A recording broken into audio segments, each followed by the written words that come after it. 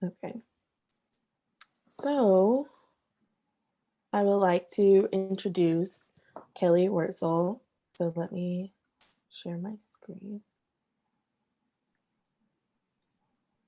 So thank you all for joining us for this presentation on dwelling with signs and materials during a pandemic. And so Kate, you can take us away. Away. All right. So hello, everyone. My name is Kate Wurtzel, and I'm a doctoral candidate at the University of North Texas. And so this is really coming out of a research trajectory that I started before the pandemic hit, and it sort of morphed and changed as we were all thrown into quarantine. I'm going to share my screen with you today so that you can see the work as I'm talking about the work. Although intentionally, there's not always a one-to-one relationship between the image that you're seeing and the words that I'm saying. However, there is sort of a layered relationship that you might pick up on. All right, so let me share the screen, desktop. Oh, here. Hold on just a moment.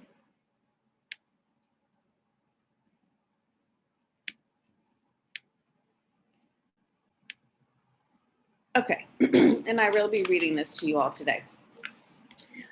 Okay, here we go. We have one more person. Hold on just a second. Okay. Can you all see the screen? Thumbs up if we can see the screen. Okay, thank you.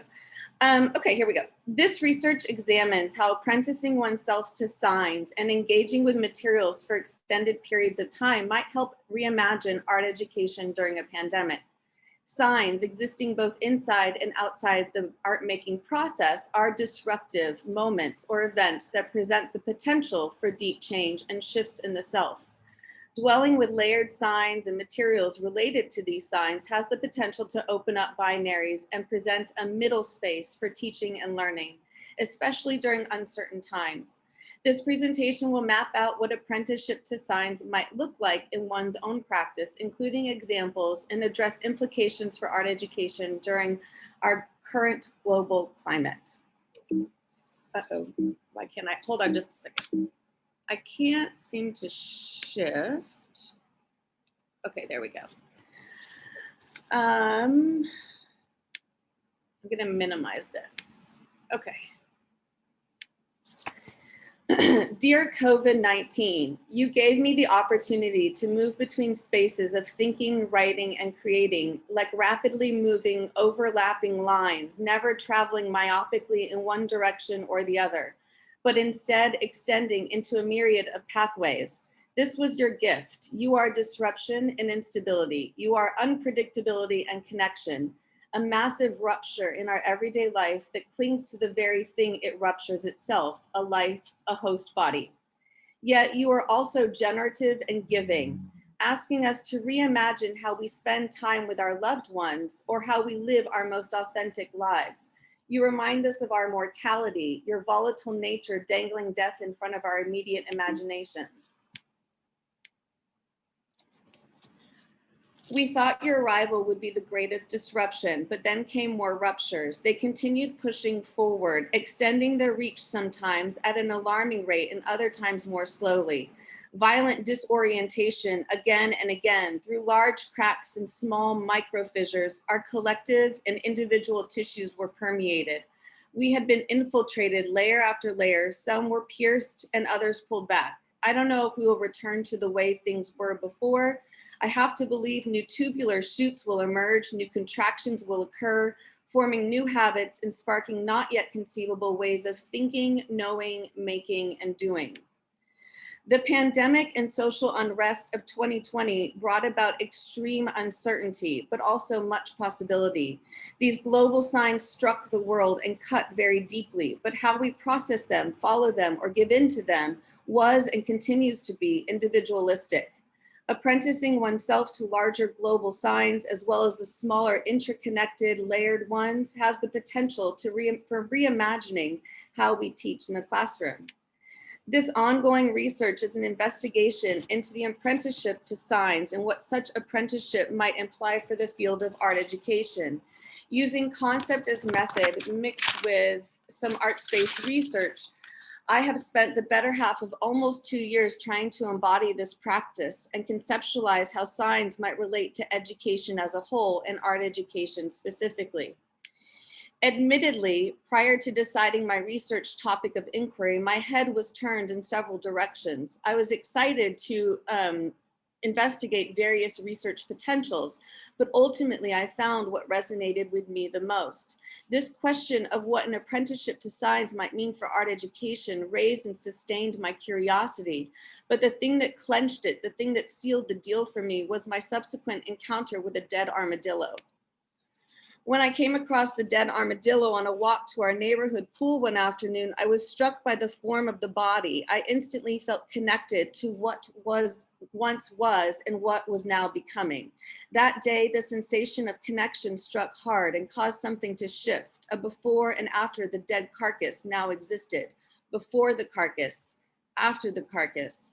This is what signs do. They cut and slice, they create division, but inherently within that division, a new space is generated, a gap or opening where one might dwell and linger with the question of signs. Here I use the term sign to mean a Deleuzian sign and its connection to transcendental empiricism. This kind of sign is not subtle. It strikes in a disruptive and violent way. It cuts the rhizome deeply, asking us to stop what we are doing. Like my encounter with the carcass laying in the middle of the street, it reaches out and pulls at you, forcing you to stop and stand for a moment, coexisting with what was once a living being and is now a trace or pile of external features on the road. Logically, you know the object itself does not contain the sign. The sign is not in the thing itself, but rather in the moment, the forceful strike that creates a divide, a before and after. COVID-19 was an unexpected sign that struck all of us in some way. Embedded within that seemingly homogeneous strike, however, lie differences and further interrelated signs, each moment, each decision playing out differently and presenting itself through potentially less profound or maybe simply less global signs. For me, this difference came in the form of two tiny fortune tellers found at two separate occasions. One on the school grounds before the country went into lockdown, and the other one in my neighborhood after the country went into lockdown. As I thought through these tiny paper fortune tellers and played with their shape, their folds and worn edges, I began to draw them, spending hours upon hours unpacking the mountainous-like triangles, the flattened diamond-like shape, the discolored paper where presumably small bugs and tiny hands had once been. I drew an abstraction with a form repeatedly, wondering how an apprenticeship to these tiny treasures might connect me with their unpredictability so that I might find some level of normalcy or habituation standing in a space of openness and chance myself. At the same time that I was drawing these little fortune tellers, also known as cootie catchers, I continued to encourage my children to explore materials in unusual ways while I photographed them. This had become part of our normal process. As a photographer by trade, the camera was my security. It provided a familiar creative outlet, but also became a way for me to separate my engagement, creating a space between me and the object being photographed. And while for me, this was a space of security, for my children, it became a space of distance.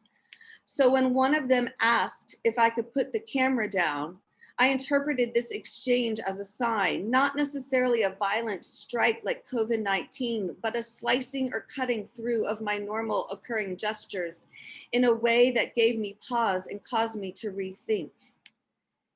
And it is within that specific moment of pause that I began to see how my world had been situated in binaries, and that the camera, or rather the act of me photographing my children's material engagements, was keeping me bound up in some of these binaries.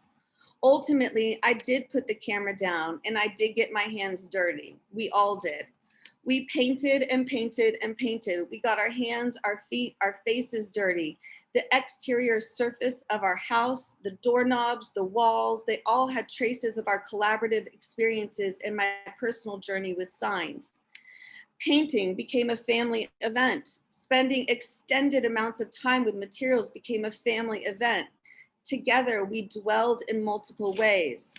But staying open to the twists and turns that presented themselves along the way through our collaborations and explorations was my own personal journey, my own struggle, like a fragmented prism, excuse me. My commitment to the sign meant consciously making space to rethink in a splintered, open, and bending way. This kind of apprenticeship is a constant negotiation of ego and will, facing one's own desire to control the process, but also staying attuned to any new ideas, orientations, borders, and relations that might present themselves. The apprenticeship is the work. It is, hold on. It is a dwelling in, an engaging in, and a being with that initially is directed by the sign, but then resought through material interactions and through the process of making again and again. The signs are always already present, pushing forward or receding back like layers of paint revealed from the removal of tape on its exterior surface. Some that I thought were more profound in the moment have fallen off, while others continue to linger and influence my way of being and knowing. In the context of this research, I use the word dwelling to mean a staying with, a pursuit in silence or out loud, a coexistence that reveres lingering like a strong fragrance from the last person who you embraced. It stays with you and conversely enables you to stay close to it. Apprenticeship to the sign is the work. It is the work of dwelling, reading, processing, moving, and dwelling again. It is the work of lingering, but not in a way that is lazy or irreverent, but rather lingering as staying sustained in a space of curiosity, wonder, and even discomfort. Phenomenologist Linda Finlay describes the act of dwelling with data as when I am immersed in an analysis, I am there sensing, savoring, moving with, empathizing, responding, and resonating with my whole body self, end quote. This is how I see the sign in the classroom, guiding the making in open, nuanced, and unexpected ways. So we might take a traditional lesson plan, something even cliche perhaps, and enable students to pursue it in new ways, ones that are unimaginable until the strike of the sign. From this process, I have come to understand that apprenticeship requires a commitment to the sign, a loyalty to the cut in the rhizome and seeing where new growth lands. Through this loyalty and commitment, one is not only enacting apprenticeship to signs, but also to the movement of the sign that is not predetermined. Apprenticeship to the signs, therefore, is not just a dwelling with physical objects for extended periods of time, although that can be the case, but is also a dwelling with concepts and noticing shifts in relations by repeatedly coming back to that which is believed to be known, but perhaps thrown in a new light by the signs, such as was the case with my fortune tellers. Possibilities can open up.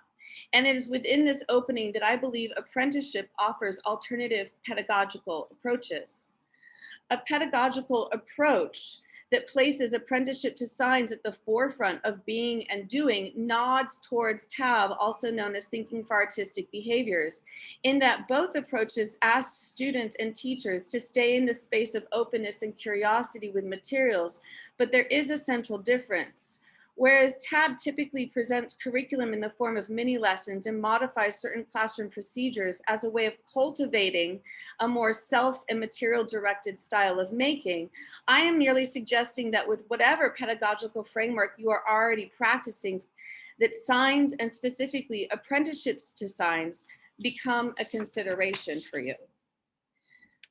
This research is speculative and theoretical. I have walked through my own process of apprenticeship and will continue to pursue this path, but any generalizations or suggestions are made from a place of personal experience. This is only the middle, but is also a place for me to pause. Currently, I am in the process of writing and telling my narrative about my journey with Deleuzian signs in a way that hopefully is helpful or inspiring to others in the field.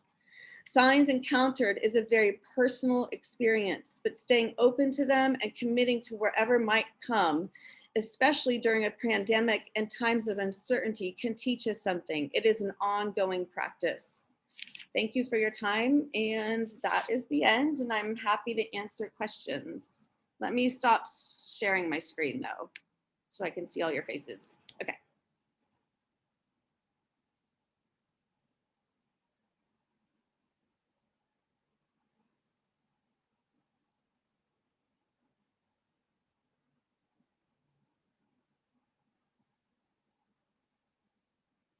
So Katie, just it's wonderful to hear from you about the delusion theory and also pedagogical connection through the sign. So can you just elaborate just a little bit more about at the end you mentioned about the starting in the middle, not just like not overhauling curriculum. So can you explain that, elaborate a little bit more? Yeah, Because I, as an educator, I'm more interested in that part of that. Sure. So this is the process that I have put myself through. I am thinking towards that process being a way of addressing interactions with your students and their interactions with materials. So in other words, taking even something like, I don't know, a very standard like Starry Night lesson plan that you might do about movement and rhythm or something. If there is a moment where a student has sort of receives that that strike of a sign, if you will, that they then act upon that. So it's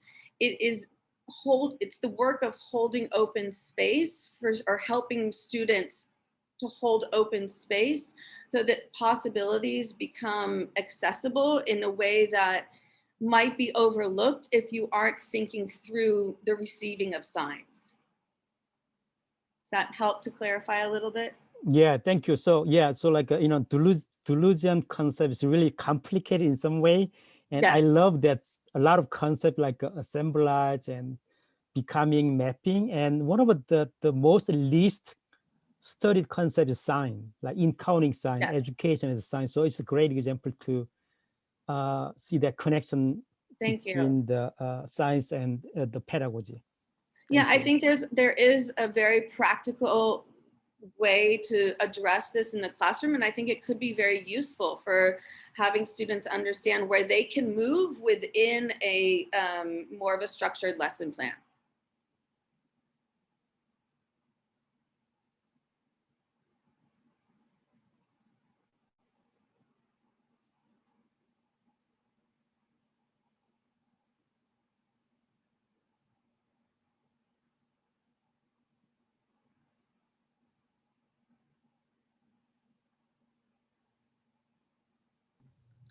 So I'm just trying to, I'm sitting with a lot of what you said. So I'm thinking about, like, as an educator or as a mother, are you sort of cultivating a disposition? Is that some of what, because I think what it is. I think you're right. Like, it's a way of approaching things, a way of thinking that's more open and receptive to what is already there, but maybe makes itself known differently. Yes, I would say that it is cultivating a disposition. And it would have to, I mean, I have not been in the classroom space since last March, but it would have to be something that I believe you discuss up front. Like, this is kind of what we're going to be looking, not necessarily looking, but when you're feeling moved by something, you can use other words than signs, right? When you're feeling moved, when you're feeling struck by that creative force, like let's go there together. Let's open up that space and really hold it open, and that's the work.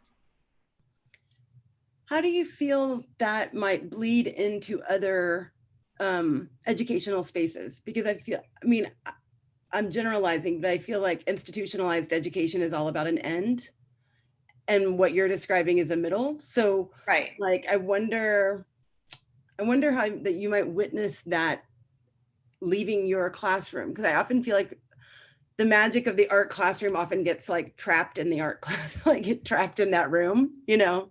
I mean, the only thing I have to go by right now currently are my own children, and sort of what I'm observing them go through, since they have been an integral part of this process for me. But I think, hold on just a second. I don't know. I'm sorry. But like, I see them applying sort of this way of thinking in other areas. Like, my daughter does it now with music, kind of, and it just has created this sense of experimentation in our family, in our everyday actions, that I firmly believe that I personally, as a teacher and as a mother, might not have been so open to. I mean, a little bit, yes, but so open to without going through this process. I don't know if that answers your question, Kayla. But I Yeah, have go seen ahead. it sort of be applied as a way of thinking, as a mental approach, rather than as a structured, here's how you do it step by step. I'm wondering how much you've considered or looked at or are thinking about, you know, I'm just thinking about theories coming out of psychology and learning theories and considering the implications for this, like in terms of how students learn, and how we can structure the situations to provide this sort of, I like Kayla's idea of like a disposition, or, I'm thinking of like habits of mind, or, the connection between studio thinking and studio habits of mind that are coming out of psychology background. So I'm just wondering if you can talk to any of those connections that you see.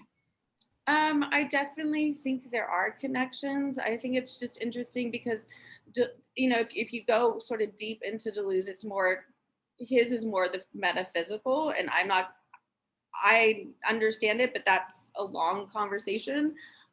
So it's just coming from two different perspectives, like you were saying, one from the more psychology side and one from more of like the metaphysics side, but then looking at the application in the classrooms or in the learning space, I should say. But I do hear what you're saying, and I do think there are connections. It's just that what appeals to me about Deleuze is that he takes it one step further, right, into that metaphysics. And then I like to bring it back into the practical and say, okay, but how can this really work? And what might this really look like,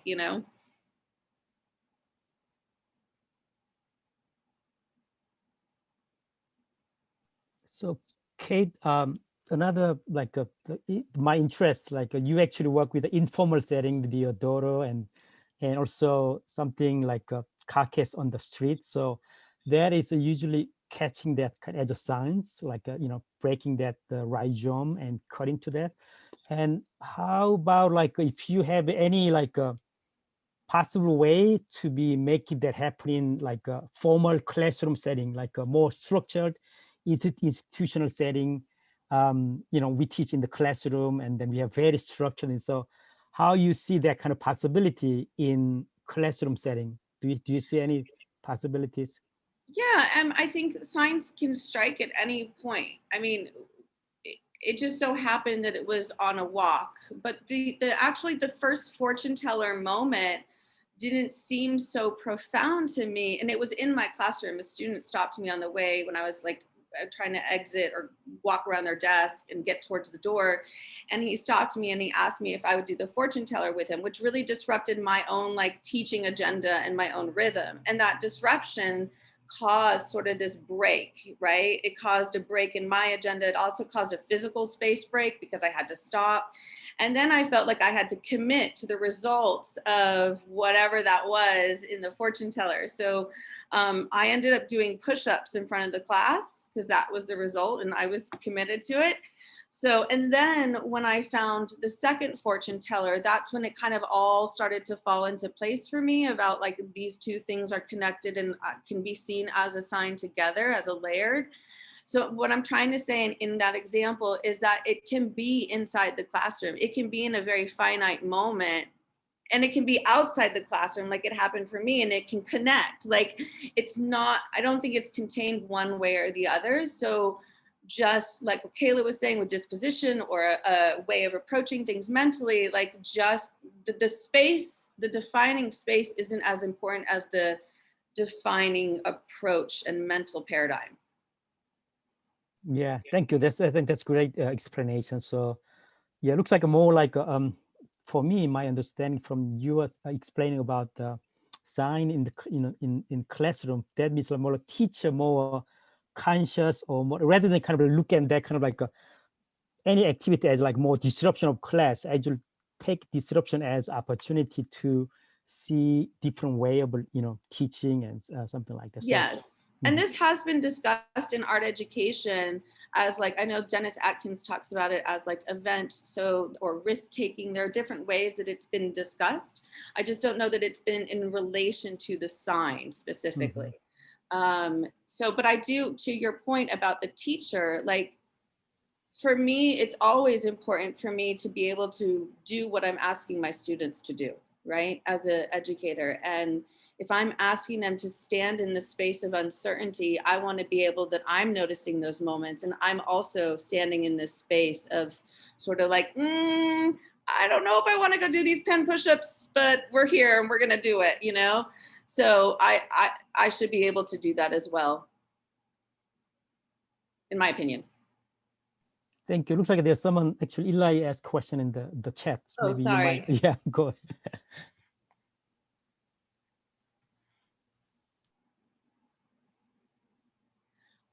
So the question was about queer theory, and I especially like and use some of Ahmed's work because she talks about orientation. And I think that sometimes we orient ourselves in particular ways. So this is my own theory coming out of this project. I think we assign meaning to a sign, like it's like, oh, that was a sign and it means X, Y, or Z. And if we assign that too early, then we are trying to orient ourselves. And that's where I like to bring in like this conversation that Ahmed has about orientation specifically, because in doing so, we limit the capabilities of what that sign is if we automatically just place a meaning on it. We redirect ourselves to a narrow way of thinking where we just opened up, right? Sort of funnel back in. Okay, I'm running out of time. This is so rich. Thank you all for these questions and comments. I think there's 4 more minutes. If there's anything else.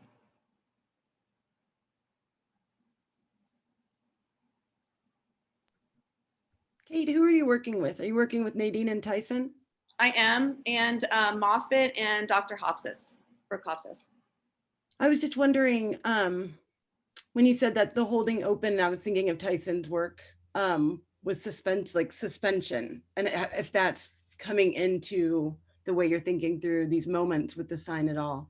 I'm sure it is, because one of the first classes I took with him was Agamben, and we talked a lot about sort of suspending the function of things in order for other potentials, right, to be released. So yes. Yeah, and he and I are working on a project that kind of plays with this idea as well. It's a side project, but it's been really fun. It's sort of an experimental thing. It plays with the suspension as well.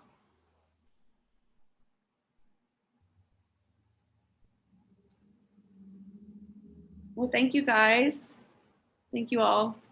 Thank you. Thank you. Good luck. And you're Thanks. finishing. You're going to finish in May. Yay. May. Good luck finishing. Yes. Thanks. Yes, Kate. Thank you for such an amazing presentation. All right. Bye-bye. Bye. All right. The next session will start in 10 minutes for 11 minutes.